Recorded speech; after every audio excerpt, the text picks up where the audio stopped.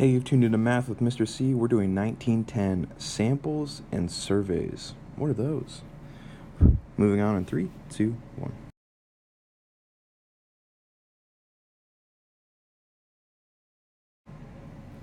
All right, we're skipping checking homework and we're going on to the lesson. Samples and surveys. How can you select a sample?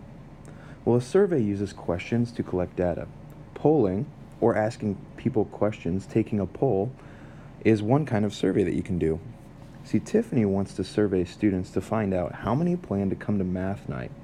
It would be unreasonable to survey all 400 students at her school. That'd take a lot of time, effort, and money. So Tiffany selected 50 students instead to survey. How can Tiffany use the sample?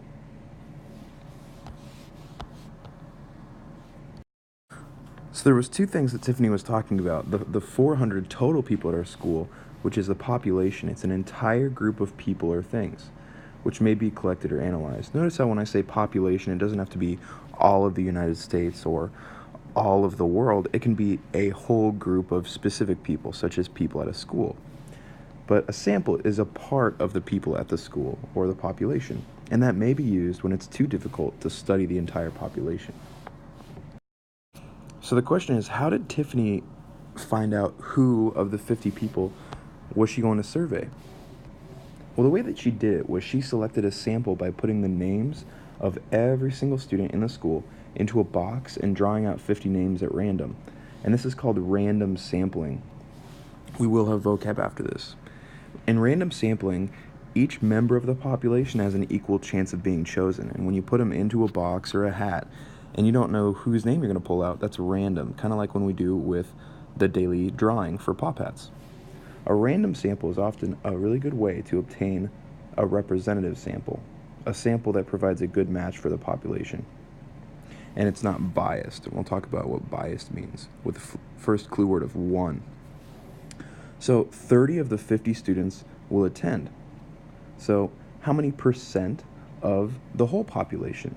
Well, she made this, she divided 30 by 50, 30 out of the 50, and then she simplified to 3/5. When she divided, she got 0.6, and she made it into a percent by moving it over twice. So 60% of the students of the 400, or 240 students, she's thinking are going to come. Notice how she said about, because when you take a sample, you don't know exactly 240 students are going to come, but you're pretty sure that about that many will come. Here's the first vocab notes. You will see that there are 6 words, so take your time, write the first word, and then the definition for each. We're moving on in 3, 2, 1. Here's the second one.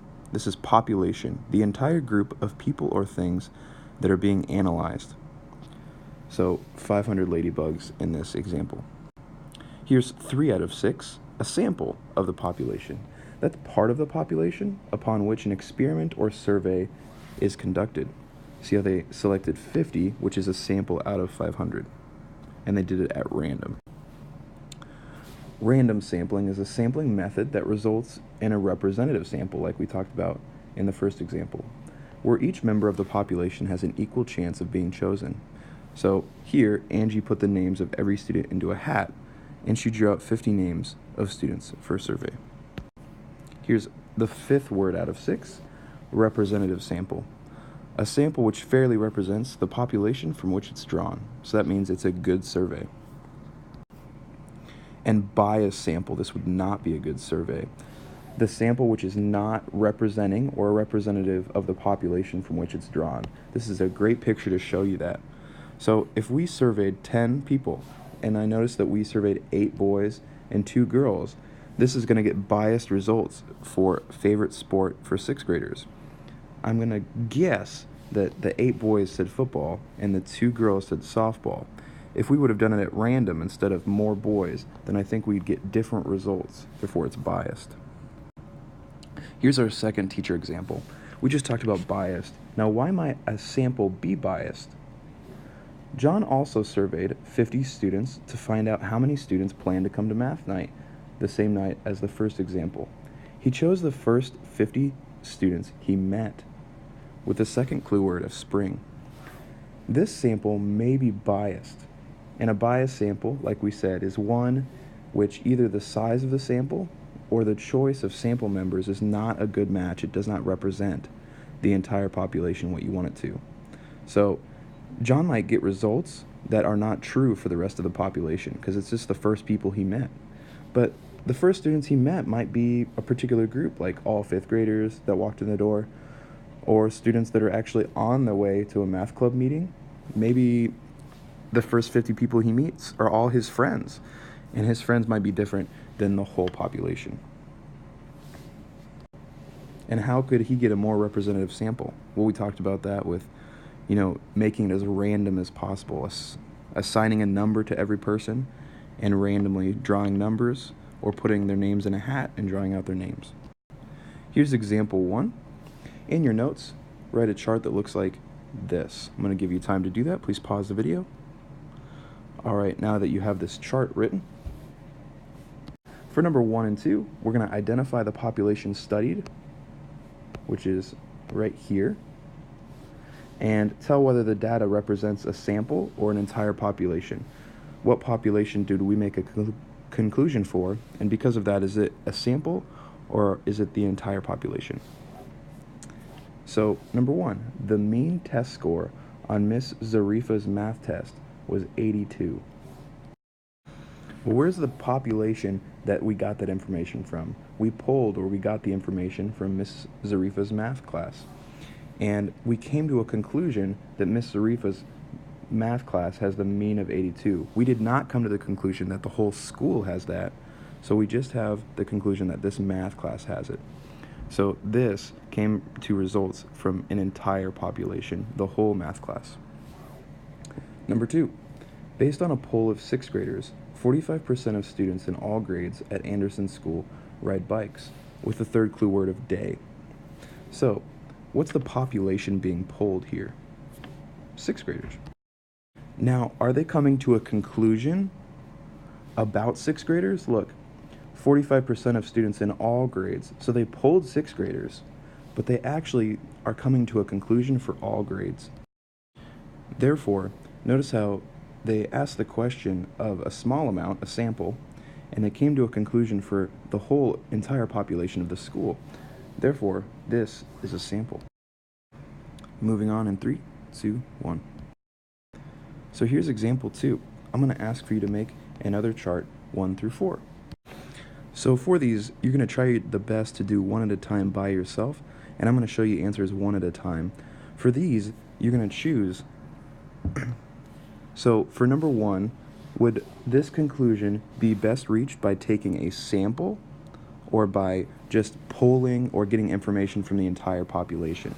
So at County Middle Schools, 47% of the students are enrolled in a home economics class.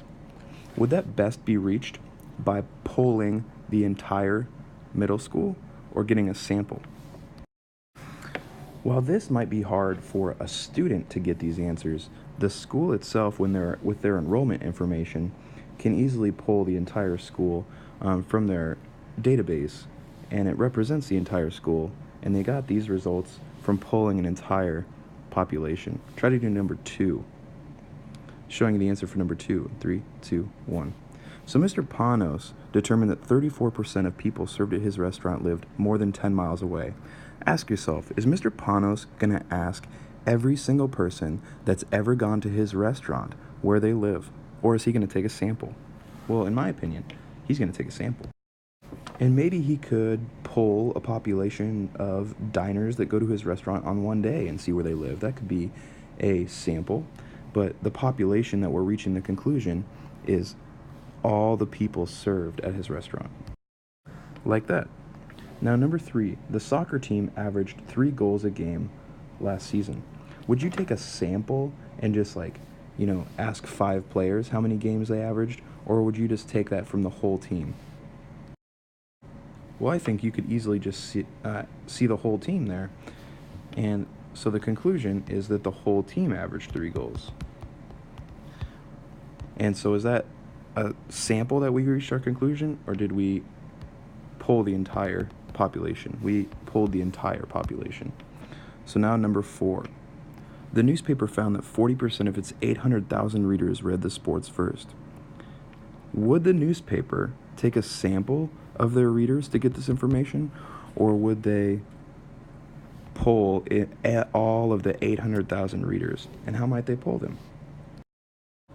I think that they would poll 500 random readers. But they're saying that it represents all of their readers. They get information from 500, and it's going to represent all 800,000. So what they're using is a sample. And we're moving on in 3, 2, 1. For independent or partners practice, I need you to write 1, 2, 3, 4, 5, and 6. You do not need to write these down, but you will write the answers. Let's read this. Reggie wants to find the number of hours 6th graders play soccer each week. There are 250 students in 6th grade. So in these numbers, tell whether each sample might be biased and why. So you're going to answer it not biased because or biased because. Do you think to find a conclusion for 250 students in 6th grade, would it be biased or not biased to randomly survey 25 boys? Well, that would be biased because that's only boys. I know there's boys and girls in 6th grade. What about number 2? And please, at this time, try to do 2 through 6. So this one's biased because it's only girls. And this one's biased because you're only asking people from the soccer teams.